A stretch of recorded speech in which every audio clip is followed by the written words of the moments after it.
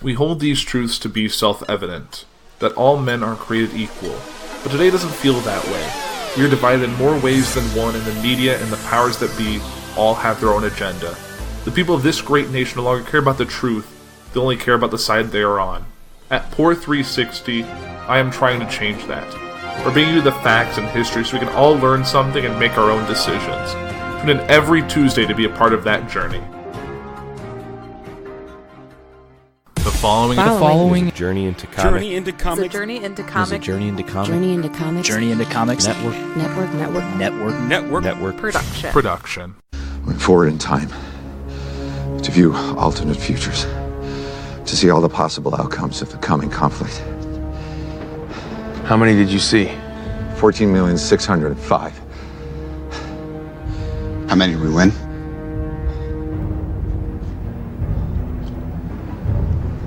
One.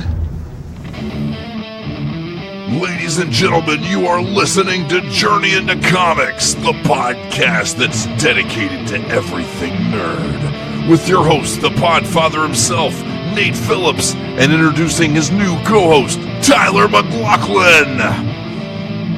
You should have gone for the head.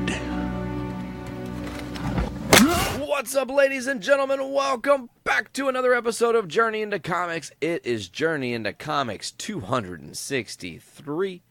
As always, I am your host, Nate. Today, joining me, as always, the greatest co-host in the motherfucking universe. Jesus. You fucks. Wow. Welcome back to Journey into Comics.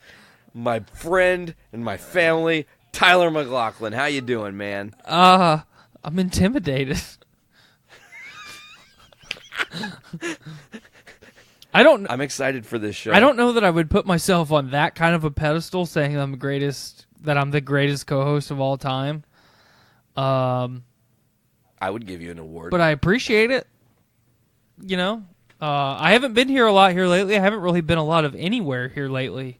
You kind of got swallowed up by school again, right? Well, it's a menagerie of things.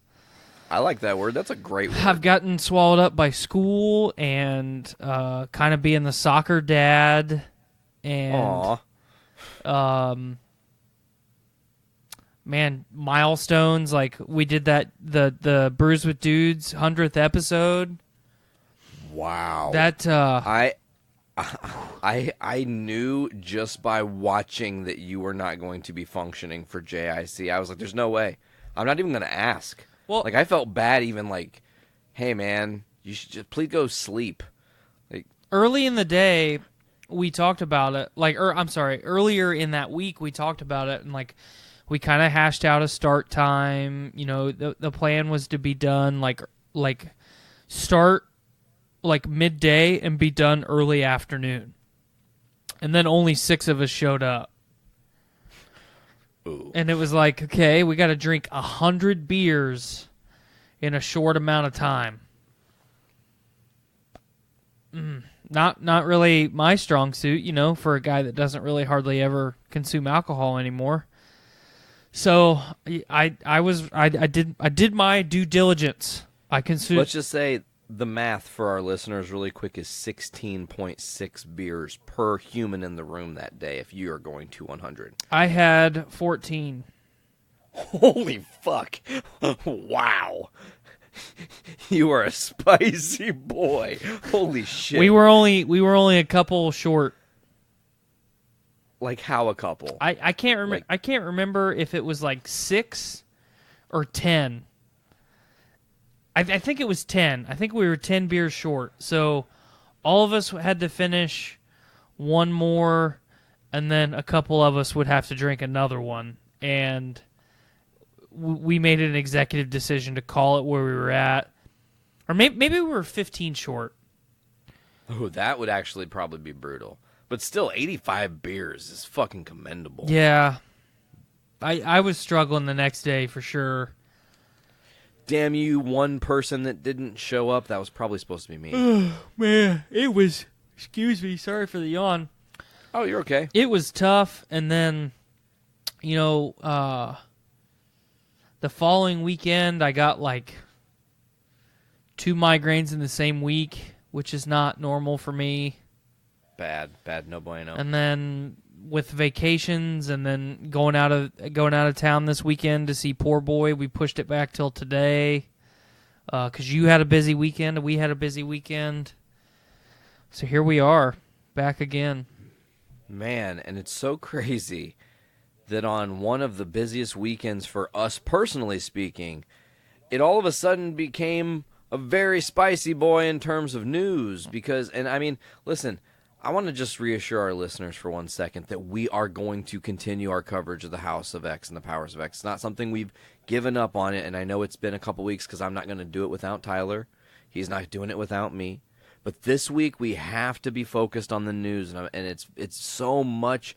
In 2 fucking headlines, the internet explodes and fucking jerked off and came all over itself all at once. It was just like, you know, it's all done. So the first headline is the massive one, and it blew me away, man. And I mean, in a world where we're getting huge news in our political landscape, this news was like, wow, that's fucking massive, because after everybody did all this work, after all of the backlash and the fan petitions that reach 160,000 signatures, you motherfuckers are crazy. That was amazing.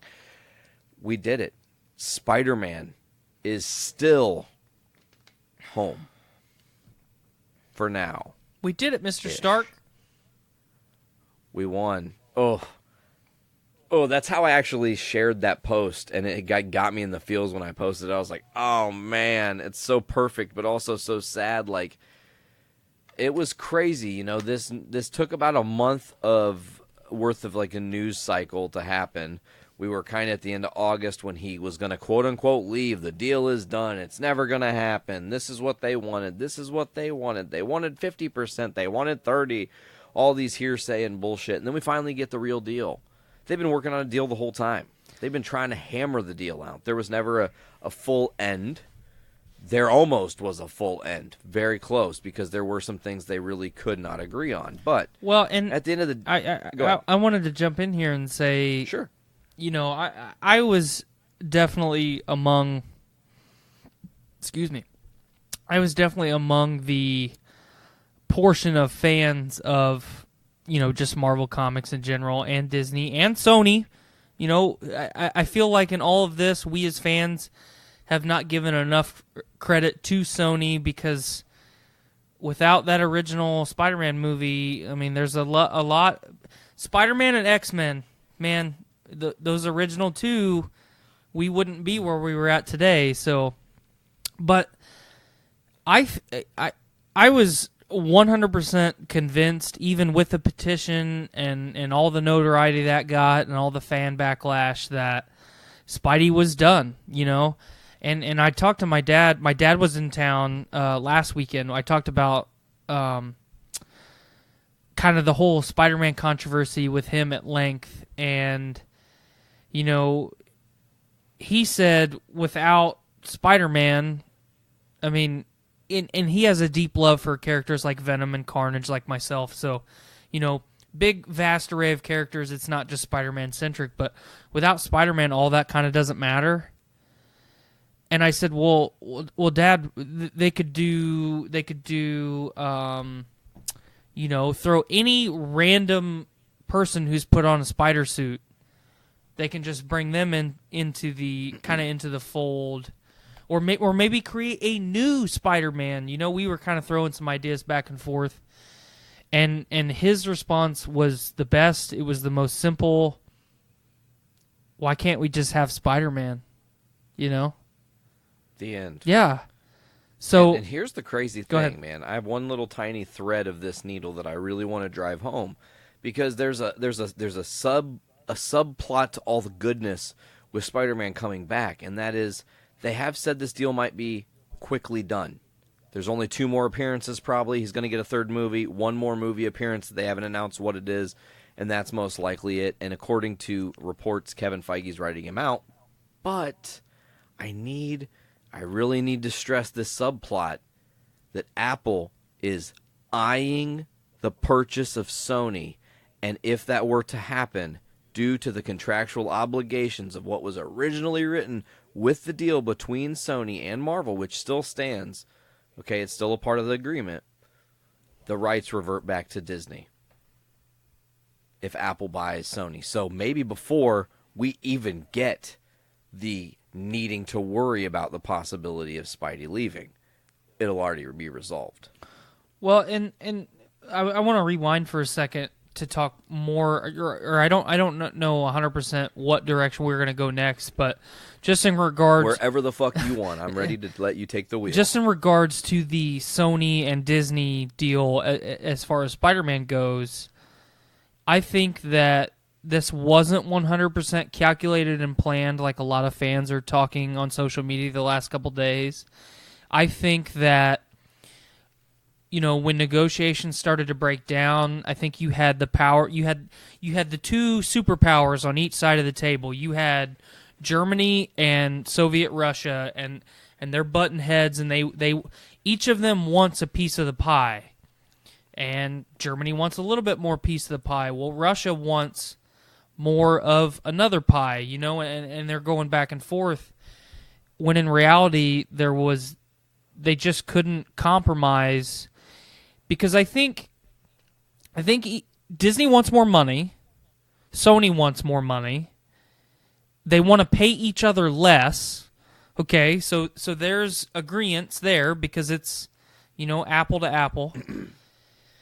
But I think what Sony really was after, and Disney, I don't know if it was just something that they didn't acknowledge, or if it was something that they didn't want to acknowledge, or if they were just, it was overshadowed by the talks of money, is Sony just wants Venom and the rest of Spider-Man included with the success of Spider-Man in the MCU.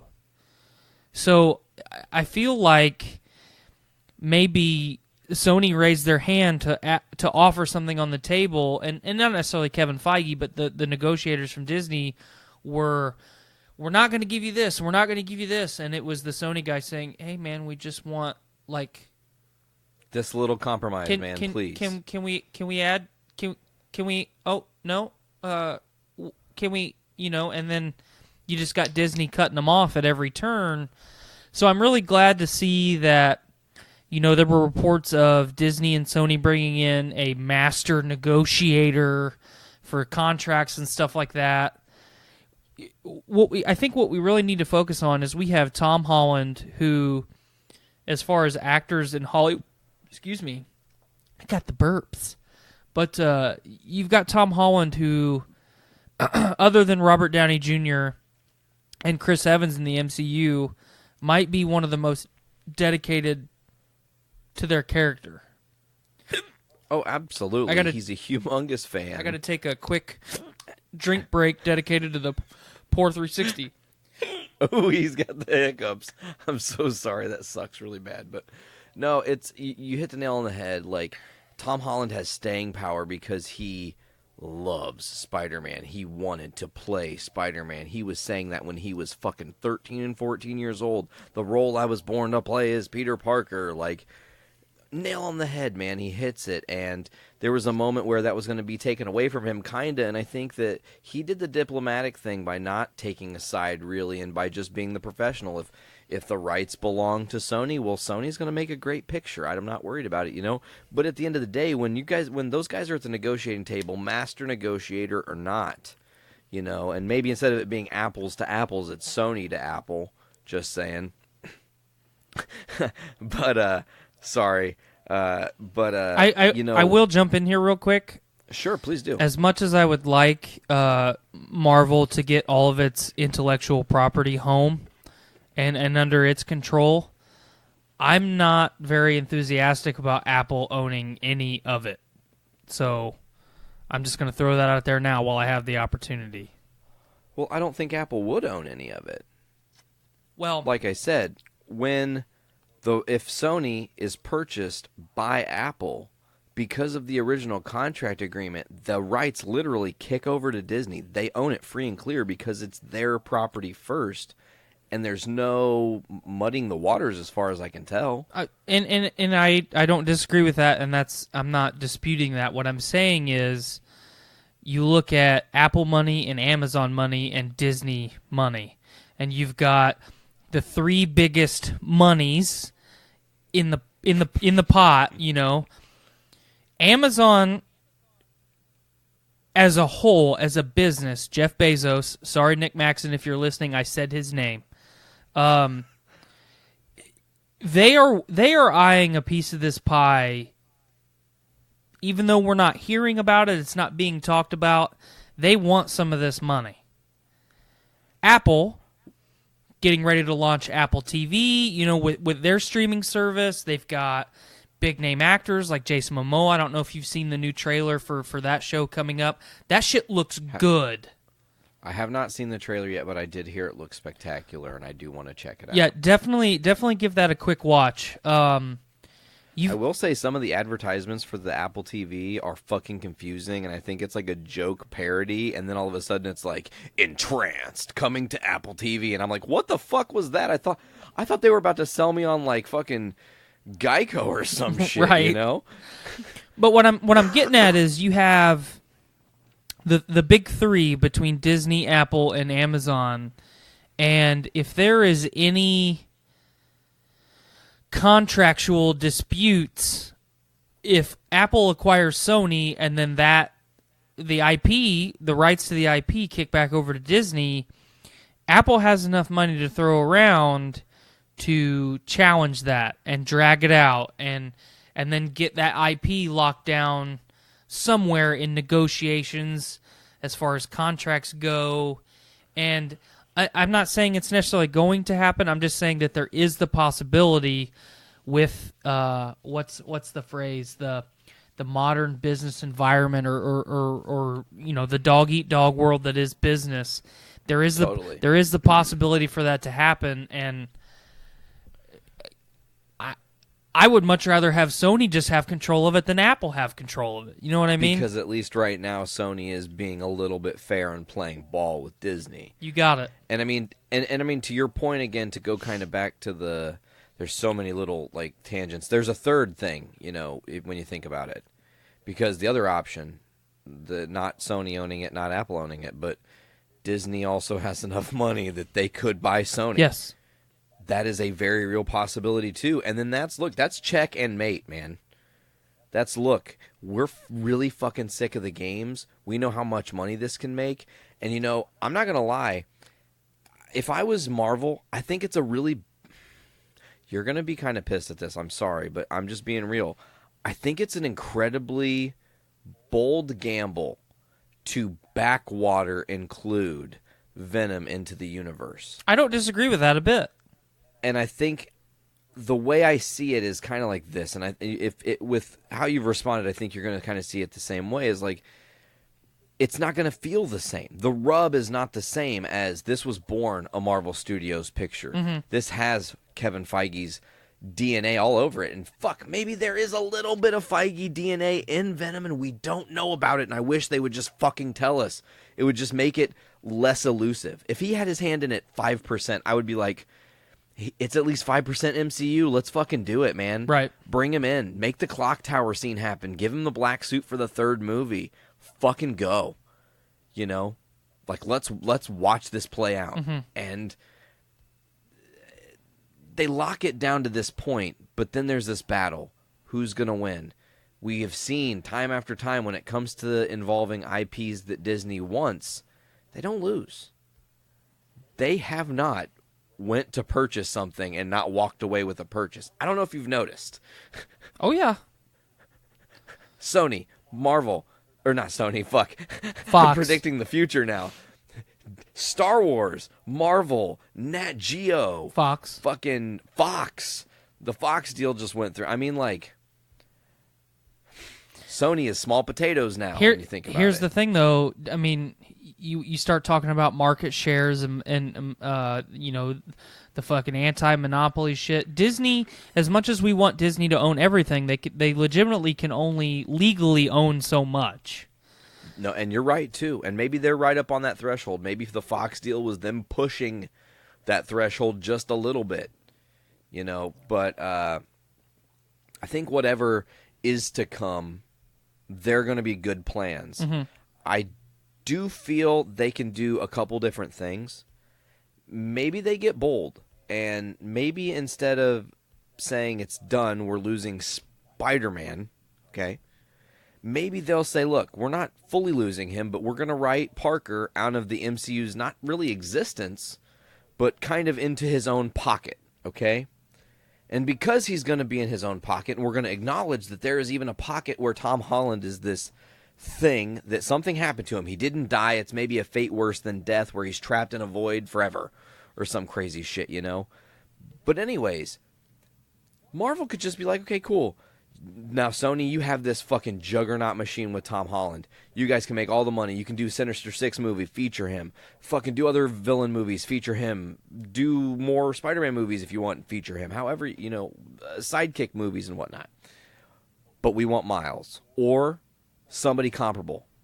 We want someone who is a web crawler that we can put a good story behind, because we've already seen Marvel take not really that great of characters, name-wise, and turn them into fucking gold. So does it really, in the super grand scheme of things, matter if his name is Peter Parker, or if it's Ben Reilly, or if it's any of the other spiders, bro? Any of them. Any of them, literally. Give me Spider-Punk. I'm fucking sold on a Spider-Punk movie. What about Spider-Pig? Spider-Ham is one of my favorites, man. That dude is fucking hilarious. Spider-Man Noir, bring it on. Spider-Man 2099, all about that. I think if Sony was going to do standalone Spider-Man movies, I think 2099 would be a really cool direction to go with it. It would be bizarre, and it would be something they haven't done yet. Mm-hmm. And it would be a totally different take. I'm just saying. I'm glad that you brought Ben Reilly up, though, because I think as we continue the Spider-Verse, so to speak, if we're going to keep making Spider-Man movies, I think that would be a storyline that would be really, really unique and not necessarily fresh, but it would be really entertaining to see on the big screen. Obviously, you mentioned the Sinister Six. Any of the villain stuff is obviously going to be fantastic. Dude, you just predicted the future. I'm calling it right now. So I'm serious. Hear me out. Third Spider-Man movie is going to be Clone Wars, okay? Mm-hmm. And they're going to be two Tom Holland-looking motherfuckers. And guess where it's going to all start? From J. Jonah Jameson outing him. Mm-hmm. There'll be another Parker, and everybody will be like, what the fuck? Who's this guy? And he'll be like, well, I'm Ben Reilly or whatever. However they're going to play that off. Whatever angle they take with the actual details of the story doesn't really particularly matter. But they can placeholder him and then use him exactly like we were just talking. Mm-hmm. You don't have to kill him at the end of that movie. You could maybe not kill Tom Holland either. He obviously makes the final appearance maybe in the next Avengers or Young Avengers, New Avengers, Golden Avengers, West Coast Avengers, Blonde Avengers, whatever they're going to name it, Charlie's Avengers. What was that one? Charlie's Avengers. Fucking A. Charlie's Avengers. I love that. That's awesome. That's the episode title. Okay. Charlie's Avengers. Write that down. Text that shit to me. All right. So, I think that I'm happy that this deal is done. Like, I'm happy that they finally agreed. And at the end of the day, when you look at it, I don't know if they needed a master negotiator. I think they needed to just look at it and go, wait a minute. What are we jeopardizing here? We're going to lose a fuck ton of money. Both of them. And not both of them. Both of them. And not just on the next thing, but currently, because like lovely Brando points it out, this deal takes place a couple days after the digital movie releases, right before the Blu-ray's coming out, where people are going to be spending their dollars on those physical copies. They know how much money they're making from those. Mm-hmm. It's $25 for a brand new fucking Blu-ray. They know everyone wants it. Right. Especially if it's maybe Holland's last, but you weren't going to buy it if that deal wasn't done. I wasn't going to spend the money. Right. But now I'm like, oh, fuck, tomorrow I think I might have to go pick up Spider-Man. It's going to be a good day, Mm-hmm. Like that's what's up. So there is some jubilation to be had, but then, like I said, man, there's the fear, too, in all of this. And while I said it comes down to the money, but then there's that fear of what happens if they do just kill him off, and it just kind of is almost Tony Stark round 2. Because then what you get is Marvel has literally just copied their own thing, and it becomes boring. I think it would just depend on the way that they did it. You know, Tony Stark making the ultimate sacrifice, Captain America retiring, Tom Holland just being killed by a villain. That's not necessarily the same thing. You know, character death is kind of the precedent that they've set thus far, that it's going to continue to happen. You know, they're not afraid to kill a character off. And they will not just kill him off.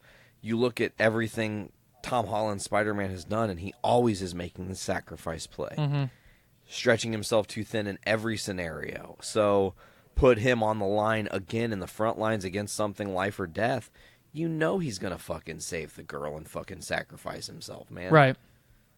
Like, it kind of writes itself, which is unfortunate, and that's why it's like, deep down, I just want fucking somebody to swoop in and say, no, Sony, we own you now, and this is how it's going to be, and I'm sorry. Yeah. And it's nothing personal to Sony. I love them. I think that whoever purchases Sony, if it's Apple, if it's Disney, whatever, doesn't matter, all of their gaming division needs to stay exactly how it is. Right. The subdivision of PlayStation needs to stay. All of the little Insomniac Games and Naughty Dog, all their little in-house brands, they need to stay the same. You can't bring a Disney guy or an Apple guy in and try to have him tell them how to do things, because they don't know those stories like these people do. You know, and don't know how to make great games like they do.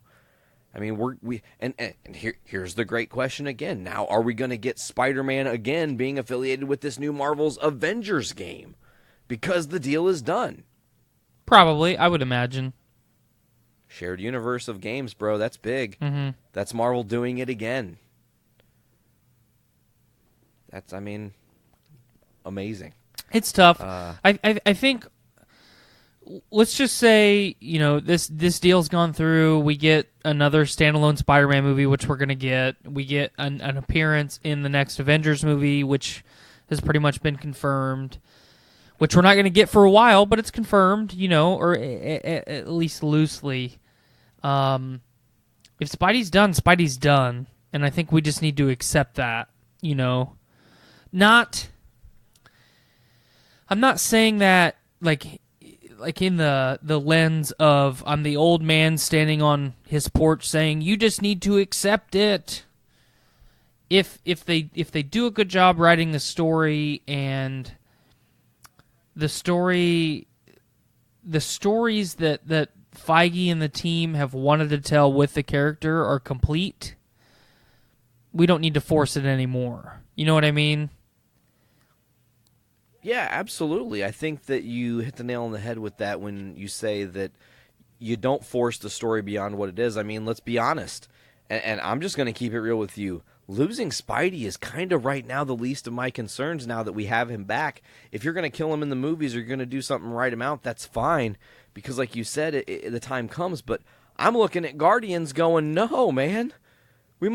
James Gunn said one more. Not one more, we'll negotiate. Hard, one more. That's it. Guardians 3, and we have no more of those stories, and that breaks me.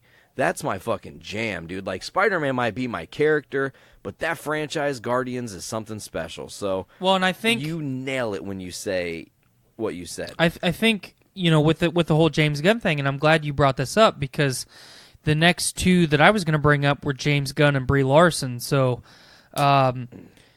James Gunn has, you know, kind of had a rocky go of it. Disney didn't have his back when he thought that they should have. And but Marvel did, and I think that's important. Yes.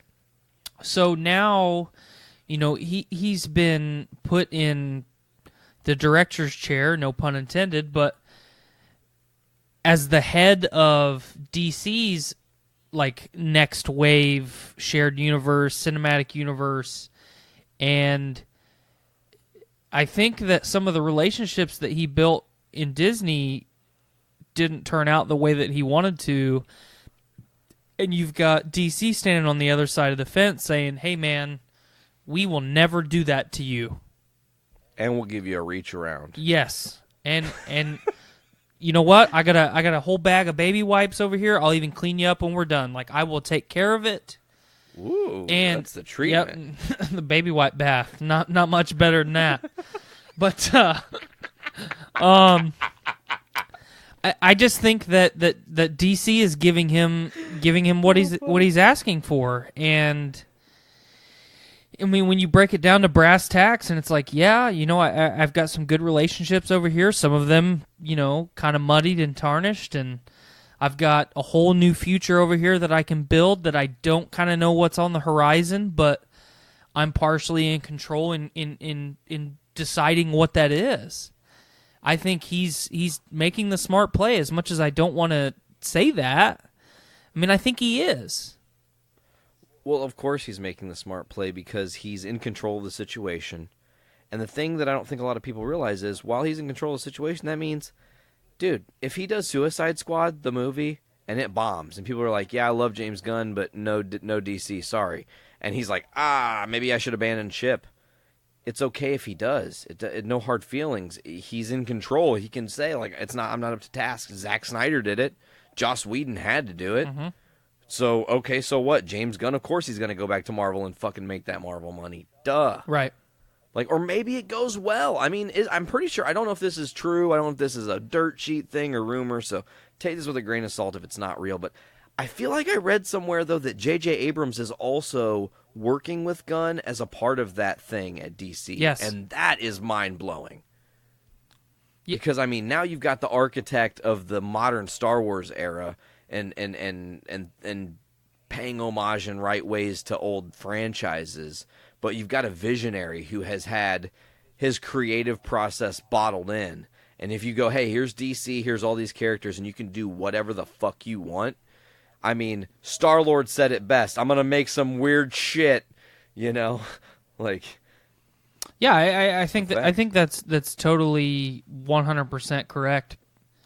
Why wouldn't as a creator, why wouldn't you take the chance to create something new with the shackles off, you know?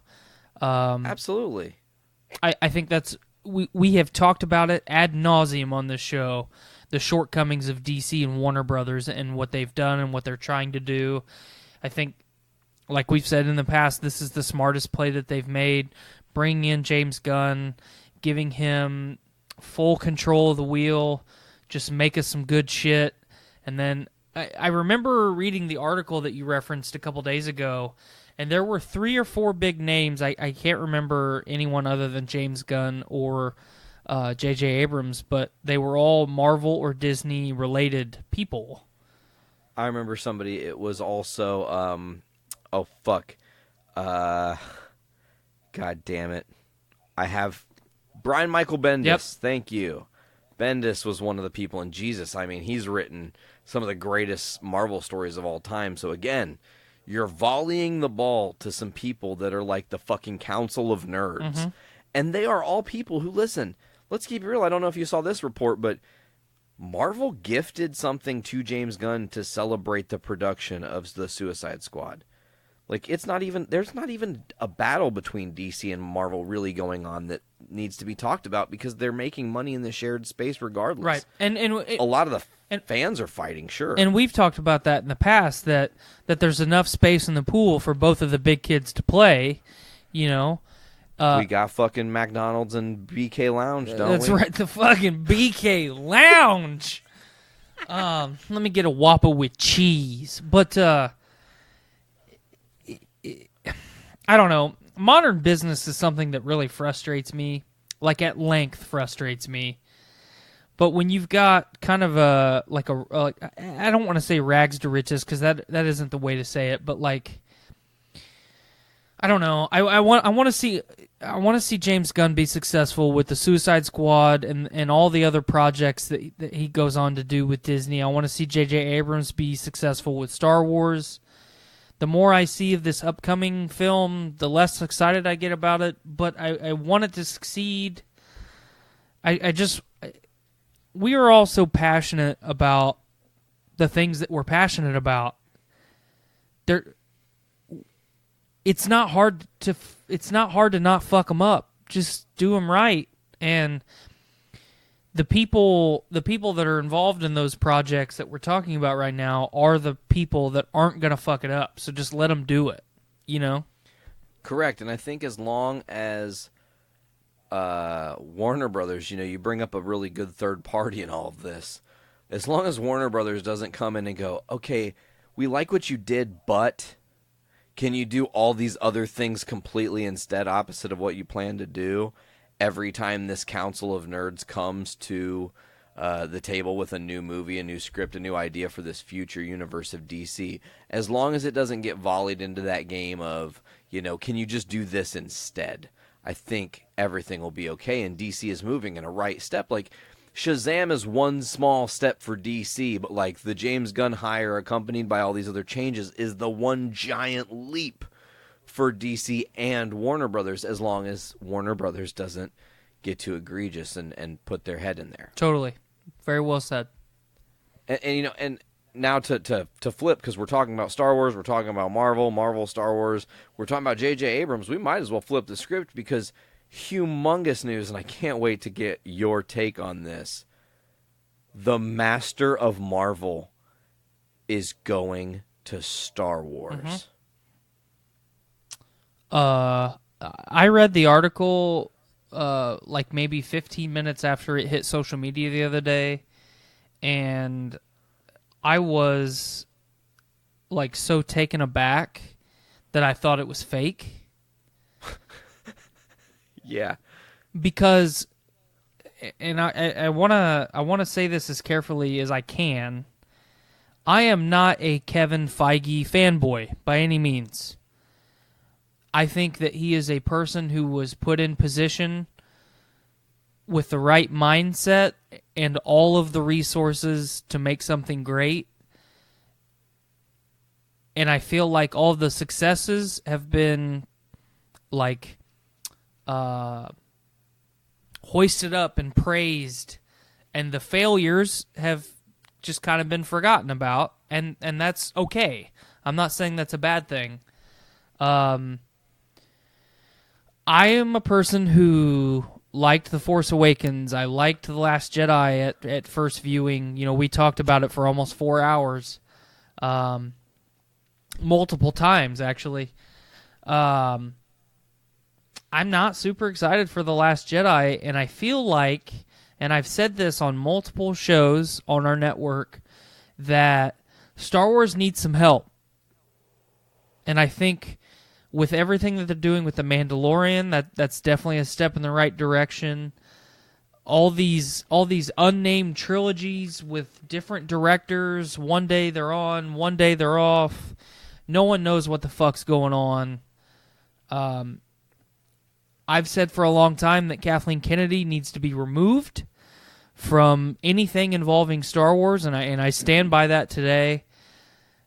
I feel like I've also said that George Lucas needs to be brought back in a little bit more prominent role than he has been.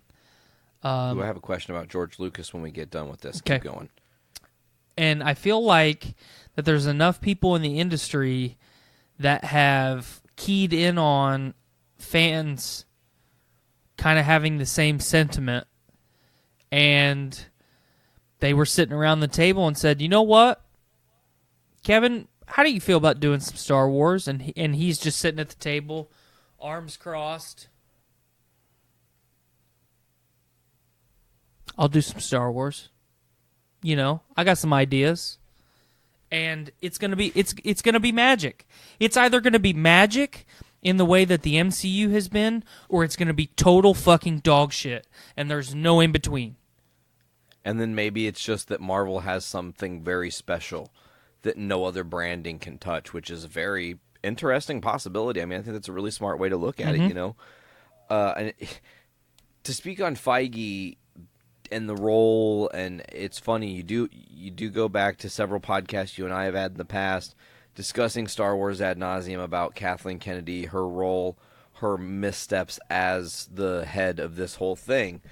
And I think either you or me, or maybe it was a combination of both of us just riffing, one of us has said at some point that literally Kevin Feige should just fucking do Star Wars since he is in-house. We have both said that.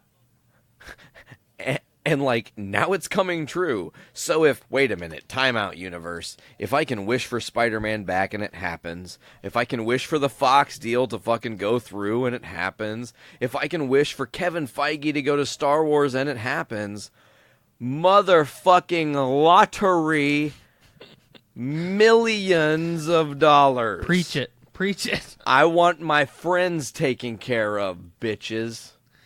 Preach it. Okay, I just wanted to make sure it was on record, so if that's what does it, if that's the magic behind making things happen, we've started the process now. I think I'm going to go on record saying this too, because as far as projects that have come out in modern media the last couple of years, there's not many that I've been more excited about than The Mandalorian, and I think that's pretty apparent to anyone who listens to this show. So get ready for probably a good 3-hour long show after the first episode of The Mandalorian premieres, because I'm ready to fucking talk about it. I'm ready to watch it. I'm ready to take it in. If I could absorb it through osmosis, I would. Fucking awesome. I am excited for a story that is not Skywalker centric, that is like real life in Star Wars. You know, that's what I want to see. I want to see some real life Star Wars. Yes, thank you. Yeah, you want to feel like you could go to this place and actually experience it and be like, what the fuck am I living? Like, so my Star Wars dial has been turned up to 11 the last couple of days because my dad was just here in town. That doesn't happen very often. You know, he was dissolving his Star Wars room, not because he wanted it. He's moving back to California. He doesn't want to move all the shit for like the 700th time. So he drove down here from Iowa and brought me probably 3/4 of his Star Wars room. He's got some more to give me, but like some of the stuff that he brought me was an original program from the premiere of A New Hope in '77. I mean, he brought me a lot of really collectible and really unique shit. And I haven't even had time to go through it all, but Star Wars is my shit. So it's personal to you. Yes, I take Star Wars very personally because we as fans of just media in general take for granted what George Lucas and Spielberg and Star Wars did for just modern cinema in general. So I think there's enough turmoil in-house in Star Wars, or not necessarily turmoil, but there's enough fan backlash at this point that it's not just whiny Star Wars fans complaining about their Star Wars, you know? Everybody has shown concerns for various reasons, I think. It's time for some... I think it's time for a little bit of new blood, and I think it's time for a little bit of old blood, so... I think Kevin Feige is intelligent enough to know that when he needs a consultant as far as Star Wars goes, he's going to bring in George Lucas, and they're going to talk about it.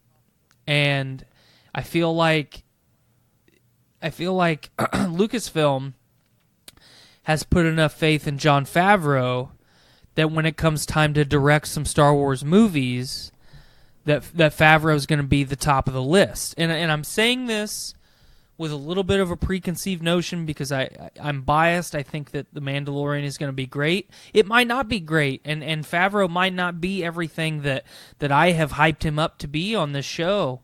But I think there is a lower possibility of that happening than the Rise of Skywalker bombing at the box office. Yeah, man, it's like, I feel like this. If you put Favreau in that position, I just need to follow this thread, and Feige is in that position, you have repeated a cycle that you know is successful. Exactly.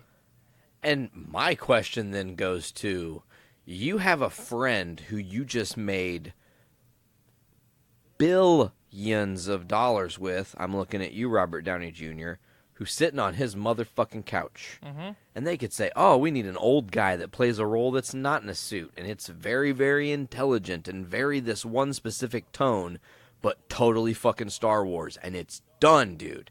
He's in a whole new thing, and he can ride that out for the rest of his days. Well, and I also want to add this in, too. We're talking about the Guardians franchise kind of being dissolved after James Gunn exits.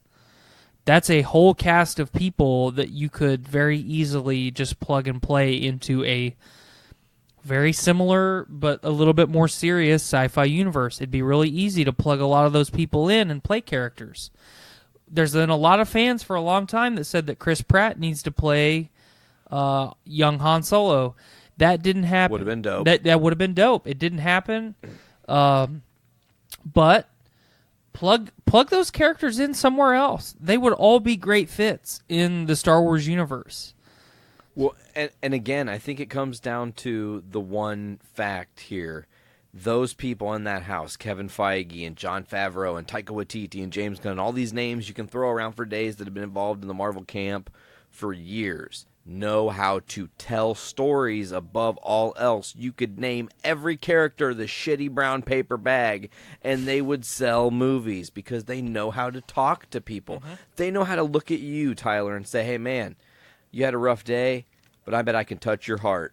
Boom. And you're like, oh, fuck, man, right in my heart. How'd you do that? You got me. Like, I was having a crazy day, and now I feel much better. Thank you. I needed that. Guys, cool.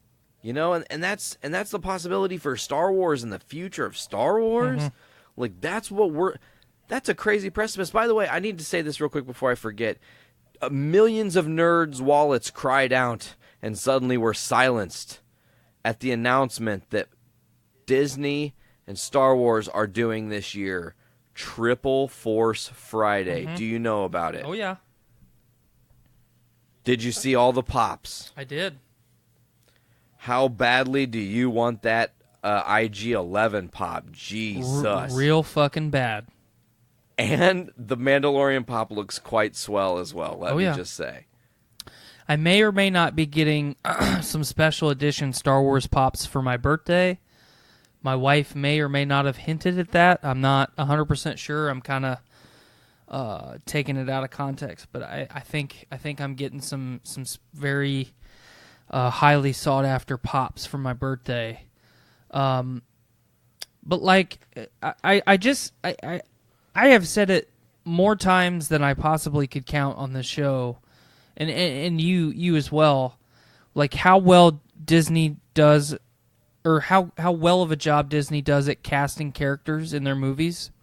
I think anyone that watches a Marvel or Disney movie can agree with that. I think some of their biggest missteps have been Brie Larson. I still do want to touch on that before we end this evening. Please. Daisy Ridley is another one. Maybe John Boyega a little bit, because he's underutilized. He's not only just underutilized, but I keep reading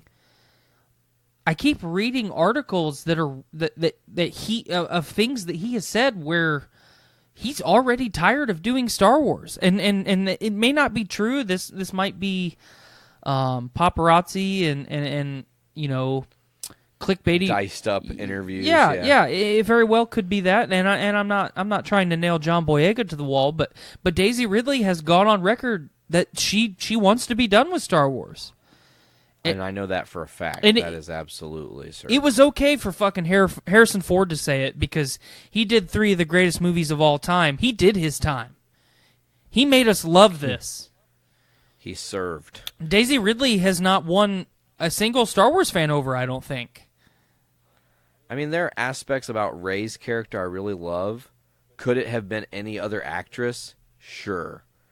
Did it need to be Daisy Ridley? I'm not sure. Do I think that Daisy is a little naive in being so flippant with saying that about Star Wars? I mean, you need to think that it could be her future she just totally fucking wrecked. What would have happened if Carrie Fisher would have said, I don't want to do any more fucking Star Wars. Fuck this, you know? And then, and quit after the second one. Yeah. Well, she wouldn't have been the legend that she became, No. man. Larger than life. Live forever. Not everyone has to be Mark Hamill and Carrie Fisher and love Star Wars. I get it. It's a movie franchise. You don't have to live and die by it. You know, I'm not one of those psycho fans. But like, it's not even that I just don't like Daisy Ridley, and I'm sure there's someone out there that's going to say, well, you don't like her because she's a woman, and it's a strong female main character. Like, that's what Star Wars has been all about since the beginning. Heroine characters. I don't need to explain it because it's part of what Star Wars is. Fucking Leia, bro. Well, Padme even. And Padme too, and I'm glad you bring her up because underrated for sure in that journey, and she was a badass. Yeah, and then you look at all the expanded universe stuff. You look at like Rebels and the Clone Wars. All have very prominent female characters that are important to the story. Blah blah blah. I don't need to go into that, but like. You've got Kevin Feige involved now. This man's going to put the right people in the right roles. And if he's not going to do it, he knows who to pay to be the one to do it. And her name is Sarah Haley Finn, I think. I can't ever remember her name. I always want to give her credit, and I always forget it. I'm going to look it up right now while we're talking. Okay. So the Brie Larson thing. I've seen a lot of articles here lately that have talked about how Disney and Marvel might be rethinking their choice of casting her as Captain Marvel. And, you know, obviously I've kind of voiced my opinion on that. I really just wanted to get your thoughts on it because I didn't think that she did an awful job, but as an actress, she's pretty dry and emotionless. She's kind of like a husk of a human being. And I'm just not a big fan of it. Okay, so twofold. First of all, there's something permanently wrong with my brain. That is absolutely her name, Sarah Haley Finn. Is it? No idea how I fucking remembered that. What the fuck? Okay. Anyways, yeah, that's who cast all the MCU movies, every single one. Awesome. And she was the one that ultimately decided their best bet was going to be Robert Downey Jr. I'm pretty sure the story goes.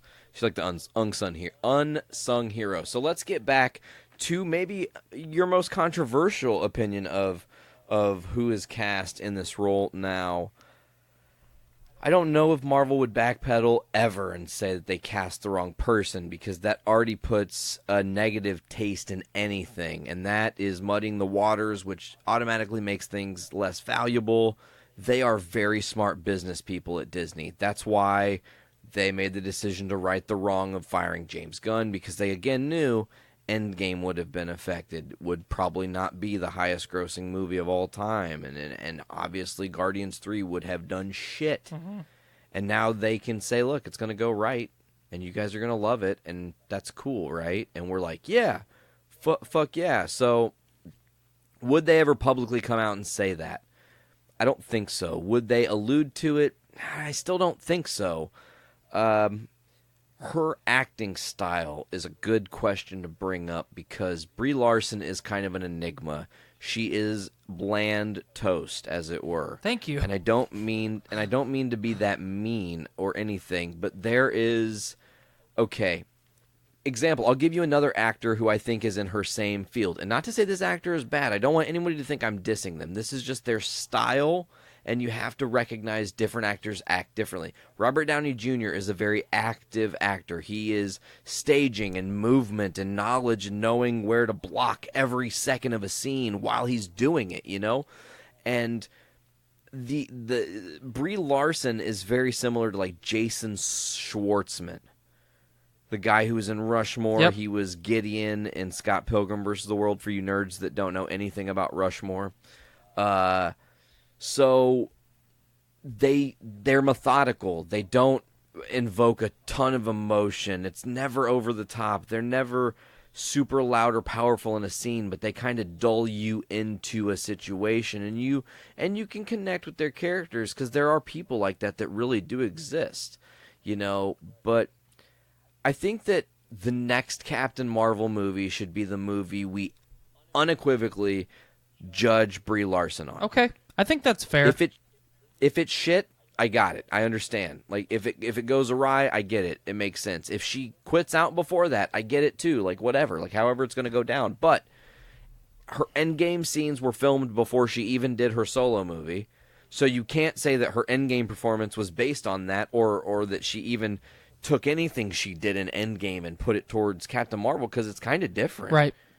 I mean, it's actually totally different. Like, she's a little lighter in her own movie as opposed to how, and of course, maybe that worked to Marvel's advantage. You're going to be serious and brooding your first attempt, and then I need you to lighten it up because you're going to be pissed off that Nick Fury is dead and all these things have gone wrong. Mm-hmm. Okay, that makes sense. That's a good acting tactic, okay?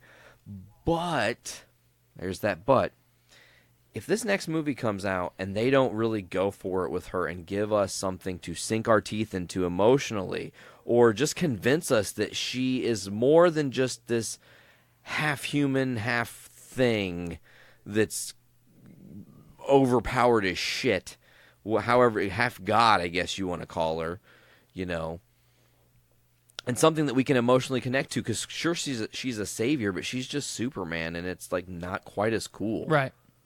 I don't know why, really. I mean, that sounds kind of sexist, but that's not where I'm coming at this from at all. I'm looking at it strictly as superhero v superhero. When I would physically watch it on the screen, how would it make me feel? And like, even when you're looking at, and I want you to comment on this because I'm sure you see it too.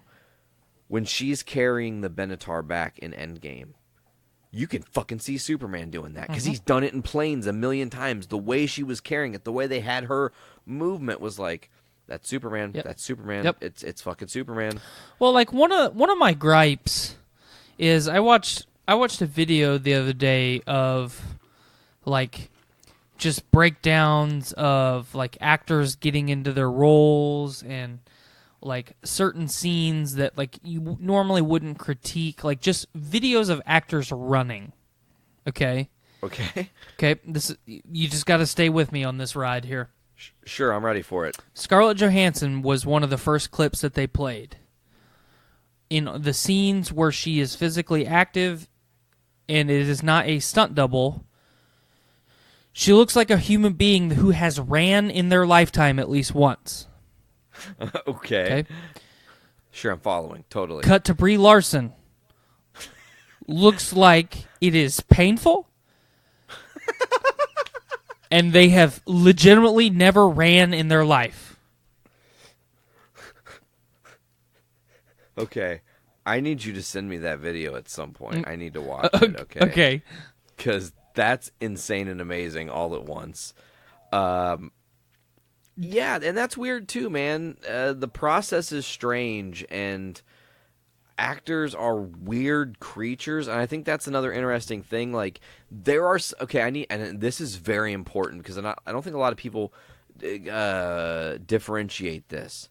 There are actors in the world who are not really actors; they are artists, right? Who have roles acting, and art makes everything different and how they interpret everything. And I really do believe at her core, Brie Larson is more of an artist than she is an actress. I don't disagree a bit. That's why she's kind of flat. Yeah, I think that I'm not hating on Brie Larson. I've seen some other movies that she's been cast in. Skylar and I watched a couple months ago the movie Room. Have you ever watched that? Just Room. It was a Brie Larson movie. She got nominated for an Oscar, and I think she won Best Actress. It's pretty good. I enjoyed it. It was a little bit slow. Plot's not super, like, it's not a story that hasn't been written 1,000 times. But the performance was believable for the most part. It was well done. We enjoyed it. And then I just watch her as Captain Marvel, and it's just flat. Like, So you think she is capable of more, but that she really underperformed? I don't even know that necessarily she underperformed. I just think that of all roles that she could possibly be cast as, a superhero is not one of them. That should have happened. So, okay, so then that just brings me to my next thought.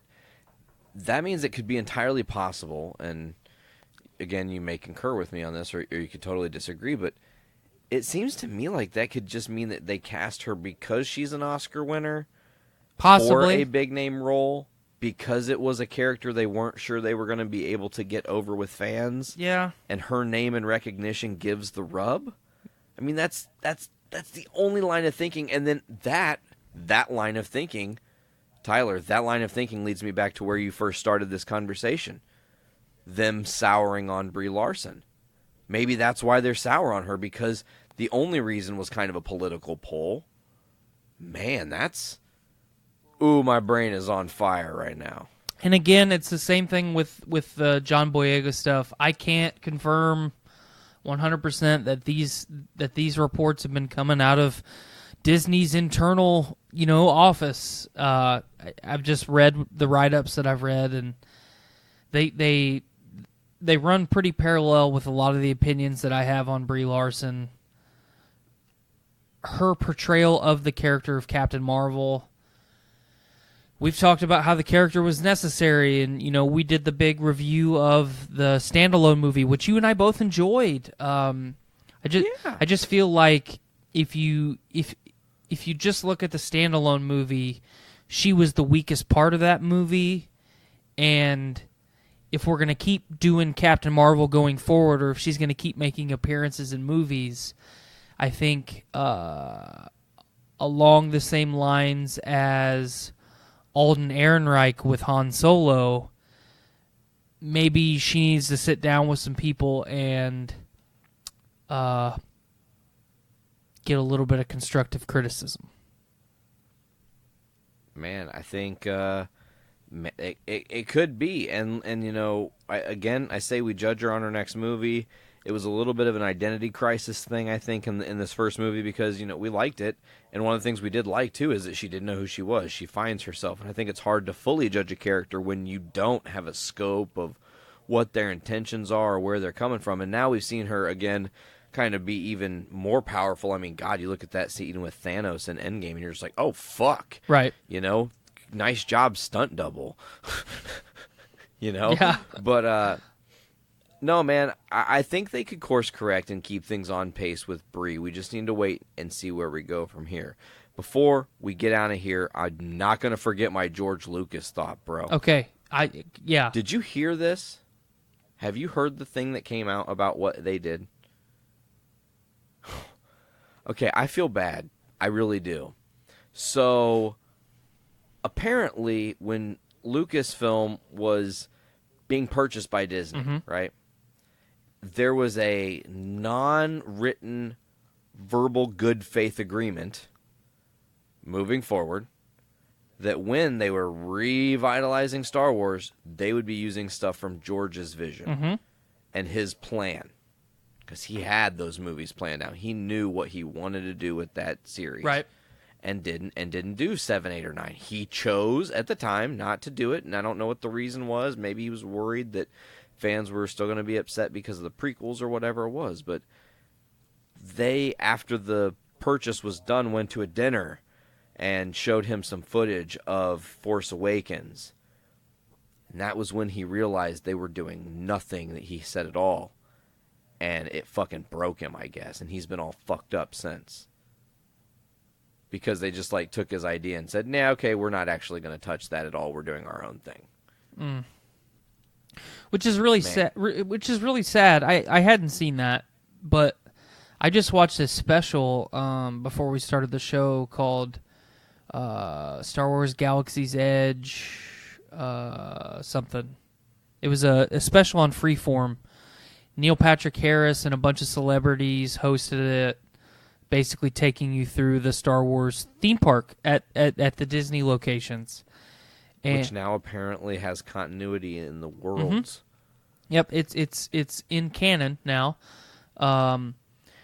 But Skylar and Ruby and I are probably going to be going to the California one in the spring because my dad's moving back to Cali, so we're going to take a trip out there and do Disney so I can fly the Millennium Falcon and Ruby can see Chewbacca. But I'm watching that special, and it goes to the next scene, and lo and behold, there's George Lucas, and it's kind of ironic that you brought that up because the fucker looked sad. I mean, he was really enthusiastic and supportive of Disney with the theme parks. He added a lot of what's the word? A lot of like positive feedback on everything of his vision on how a place like Mos Eisley should be, or plug in any other major spaceport in Star Wars canon, and Lucas always had a vision in his mind what those places were supposed to be, and he was very positive about it, but the fucker just looked sad. So I had you finishing your. So it is really sad to see if what you saw was a sad George Lucas, and what I heard as this report is true. It is kind of a sad thing to see this be the end of something George created. Sure, in a lot of aspects he set the bar. He did a really fantastic job giving us this thing we all love in our childhood. He also thought with modern technology he could make it better and totally fucking ruined it. And then whatever the prequels were, which not loved or not hated, they're kind of just in the middle. They're like, it's a wash. Yeah, I think that's fair. So, because I think the Phantom Menace was really, really good. I think that film is just underappreciated and shit on because it's 2019. But Revenge of the Sith was almost a masterpiece. It was really good.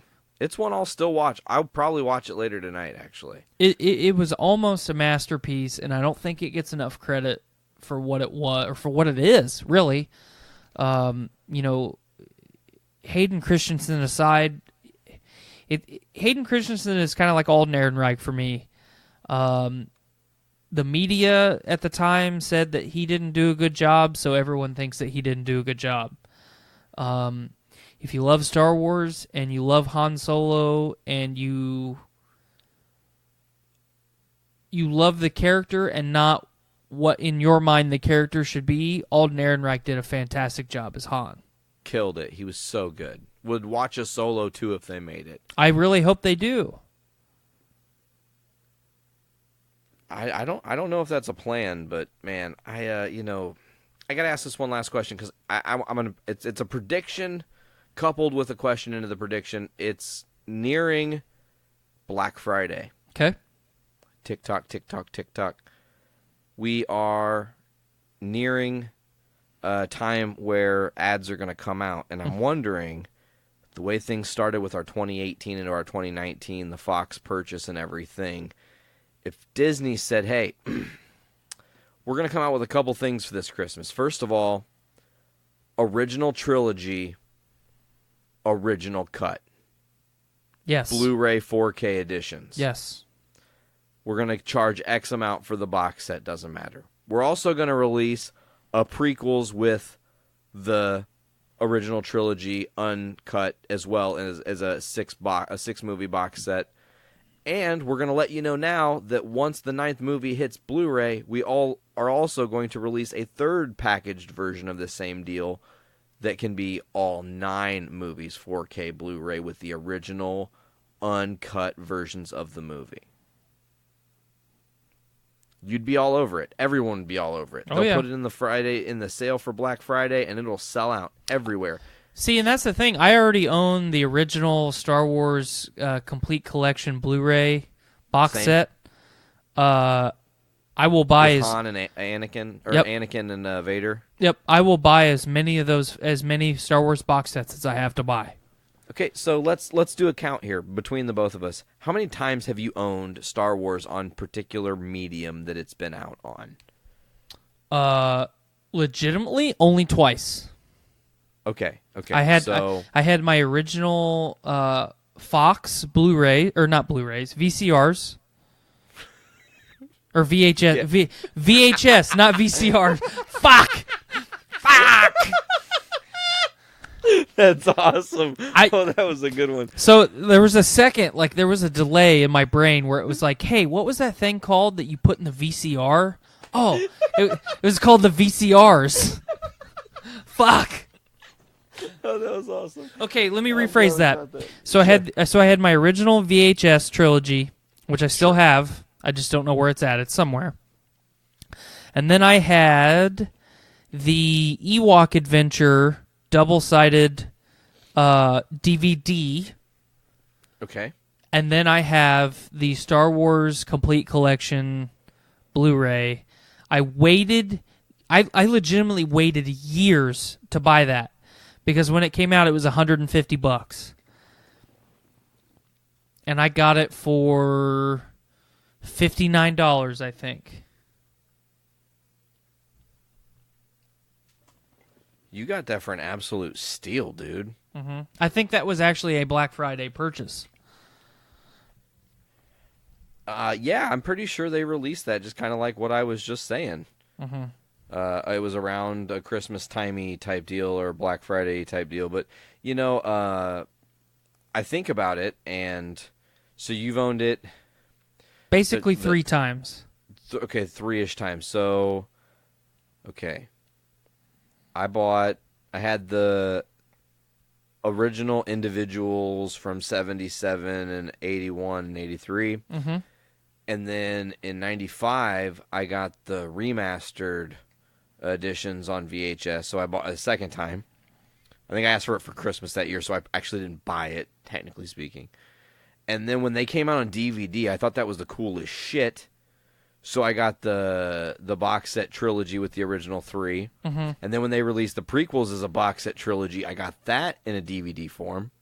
And then when they announced they were doing the Blu-rays, I freaked the fuck out and pre-ordered it the day it was announced because I was like, oh my God, that is insane. I paid way too much for it like an idiot, but worth it. Fucking worth it. To literally watch it that day was so cool. Like, I was like, oh my God, this is... And that box itself, that box set is so beautiful. And like the way the movies lay in there just gently in that sleeve is, butter. And the art, oh God, I could just like all over myself about it.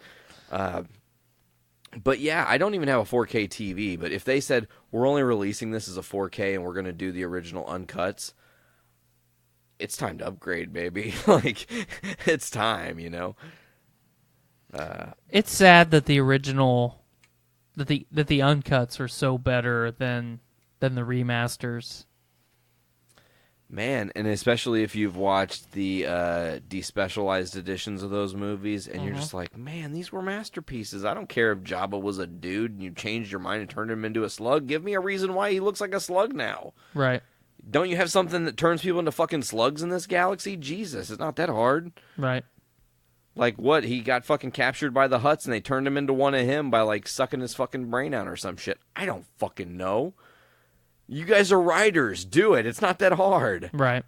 You know? So, it's... The shortcomings and the missteps of Star Wars, though, are still not enough to make us not love it, though. That's the thing. That's Correct. how much we love it. We love it enough to criticize it and still go back for more, and that's important. You know, really important to know. I am excited to see this next movie come out and see whatever the fuck it has to offer, man. I'm not really sure what it's going to bring, but... So here's something that I want to pitch to you. Sure, bring it. Pitch it like a tent. What for the people that don't know, what day does Rise of Skywalker release? Oh, now I gotta look it up. Go ahead and pull that up, Jamie. Thanks. December, I thought it's the same as the first one, December 20th of 2019. Of course, the first one didn't come out in 2019, it came out in 2015, but I'm pretty sure it was December 20th, 2015 when Force Awakens dropped. Okay, let me...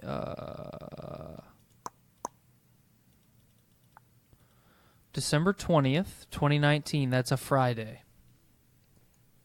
Usually movies drop on those Fridays, yep. Yep, so it'll come out that Thursday premiere night. I might have. Got the yawn. I might have to. Oh, it's Revenge of the Yawns. Mm-hmm. A third episode title has presented All of them. itself. Just put them all in there. I'll find a way. Put Revenge of the Yawns in there in the description. Okay. There you go.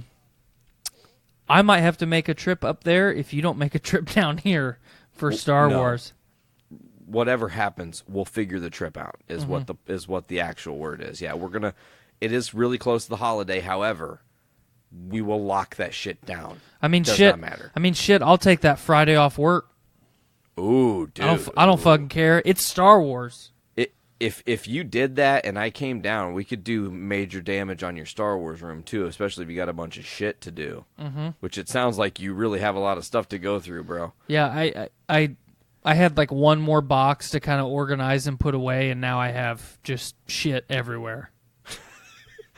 We're all at the beginning again, god damn it. But it's for a good cause, and it's, man, Star Wars collectibles, there's something really special about having them. I had a pretty cool figure collection for a short time before I moved it, and I had like the Disney only prototype Boba Fett white armor that you had to mail in after getting 5 of their other Kenner line figures, and this was like the modern era white prototype.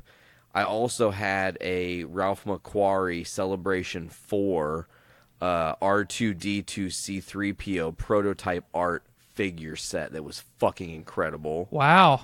I had the Muppets as Star Wars characters from Disneyland. I had those World. I had those when I was a kid.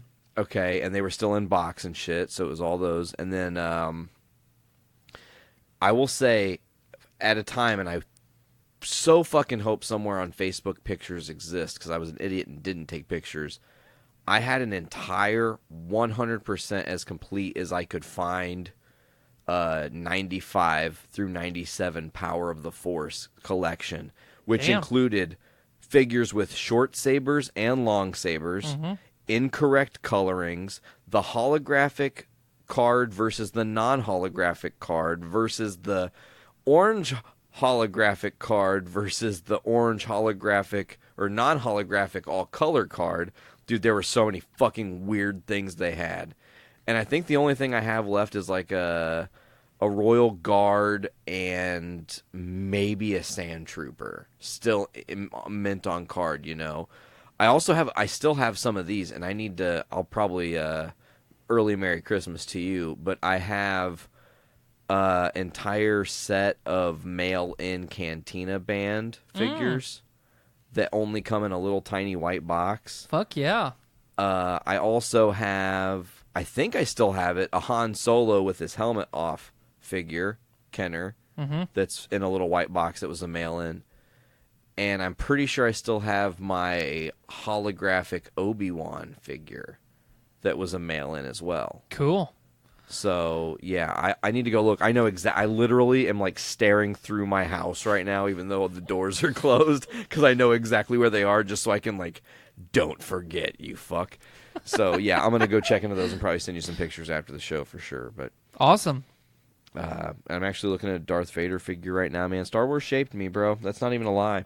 If you're, you're live and you can see that, but those pops that are right here are some Star Wars. We've got my Vader, my Yoda, my Leia Bosch helmet on, my Nalon Cheel, and then my Boba Fett from the Smuggler's Bounty. Mm-hmm.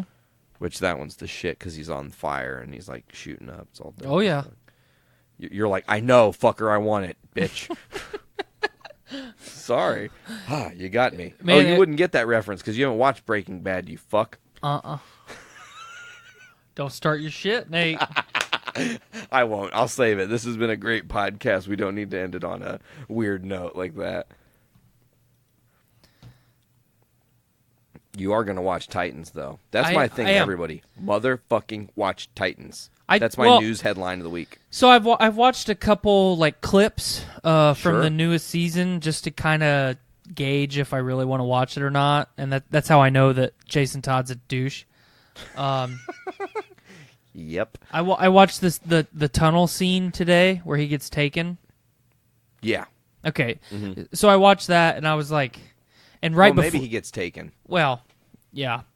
Right before that, I watched the like dojo fight between him and Raven and Beast Boy. That was fucking awesome with the sticks blindfolded. Yeah. Yeah, that was some cool training. When Absolutely. Raven almost fucking kills him, and he's like, you know, when he got overpowered by a girl, so he's all feminine. Yeah, when he's crying just like a little fucking baby. bitch about it. Yeah.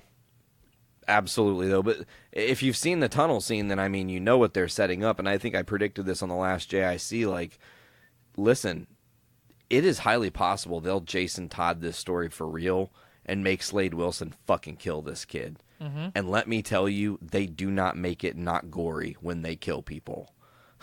Episode 1, you see a character's head get fucking blown clean off their body. Like, what the fuck? Cool. So they do it right. Like I said, it's Berlantiverse turned up to 11. It's Arrowverse Unchained, you know. All the fucks included, you know.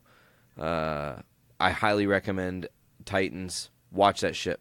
Anyways, folks, that's probably going to do it for this week's episode of Journey into Comics. I know it's late. We really apologize. It's like almost a whole day late, and we're almost $1 short. But we had to make sure we talked. There was too much good news, and we couldn't just have one of us covering the shit. We had to get together. I've missed Tyler dearly on the show, and I'm glad to have him back. But now, let's get to the plugs. As always, you can check out the Journey into Comics podcast on the Journey into Comics network right here at journeyintocomics.com. Get us on iTunes, Podbean, Stitcher Radio, Google Play Music, Spotify, CastBox, TuneIn, and many others. Just search Journey into Comics Network, or go to patreon.com/Journey into Comics. Give us $1, and we'll be really, really happy. Thank you. All right, folks, I think that is going to do it for this week. Tyler, do you got anything else before we go home? Nope, take us home, Nate. All right, brother. Well, for this week's episode of Journey into Comics, it's been Journey into Comics 263, Charlie's Avengers, Old Blood, New Blood. I forgot the fucking last one, whatever we were going to call it. Revenge of the something. Revenge of the Yawns. Yes, Revenge of the Yawns. Absolutely. Anyways, I've been Nate. And I've been Tyler. And as always, folks, be sure to pop your caps back and fill your brains with shit. Later, guys.